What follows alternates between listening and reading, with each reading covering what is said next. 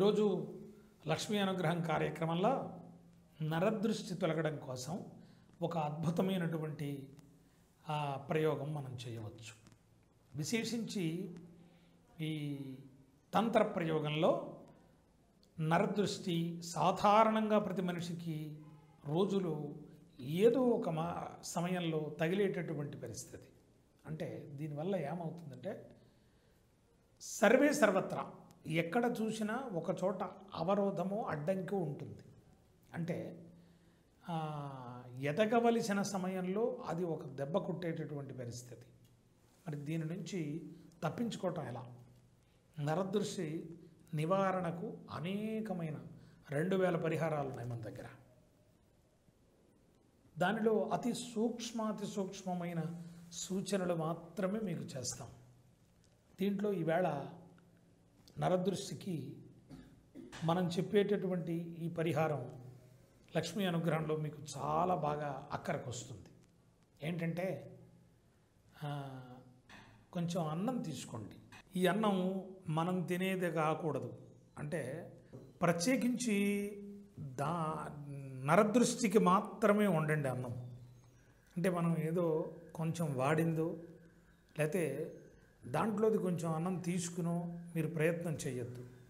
విశేషించి నరదృష్టికి సంబంధించి మాత్రమే ఈ అన్నం వండుతున్నామని భావన చేయండి. కొంచెం అన్నం, ఒక పిడికెడు అన్నము మీరు వండండి. వండి ఏదైనా ఒక ముద్ద, ఒక కబళం అవుతుంది, దానిని ఏదైనా ఒక ఆకులోనో పేపర్లోనో పెట్టండి. ఏమండి, కవర్లో పెట్టకూడదు. ఇది మాత్రం అండర్లైన్ చేసేసుకోవాలి. మీరు కవర్లో పెడితే నరదృష్టి ఎక్కడికి వెళ్ళదు, అక్కడే ఉంటుంది.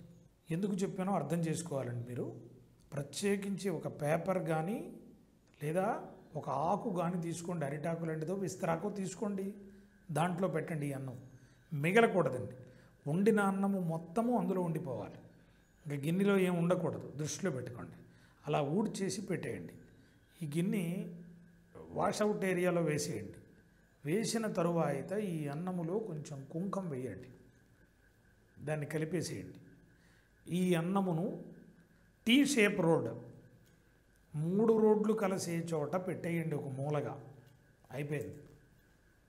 చాలా ఎంత నరదృష్టి ఉన్నా ఈ అన్నముతో పాటు మీ ఇంట్లో వండిన అన్నం ఉంది కదా, దానితో పాటు ప్రయాణం చేసి బయటికి వెళ్ళిపోతుంది. మీరు ఆశ్చర్యపోయే విధంగా మన్నాడి నుంచి ఏ విధమైన వృద్ధి కావాలో మీకు అదంతా పరిగెడుతుంది. ఇది మీరు రాసి పెట్టేసుకోవచ్చు. లక్ష్మీ అనుగ్రహం కార్యక్రమంలో విశేషించి నరదృష్టికి అద్భుతమైనటువంటి తంత్రము సాధన చేయండి. ఈరోజు శుభయోగం కార్యక్రమంలో అనేక విశేషాల సమాహారంతో మిమ్మల్ని కలుసుకోవడం చాలా ఆనందంగా ఉంది. రేపటి శుభయోగం కార్యక్రమంలో మరిన్ని కొత్త విషయాలతోటి మీ ముందుకు వస్తాను.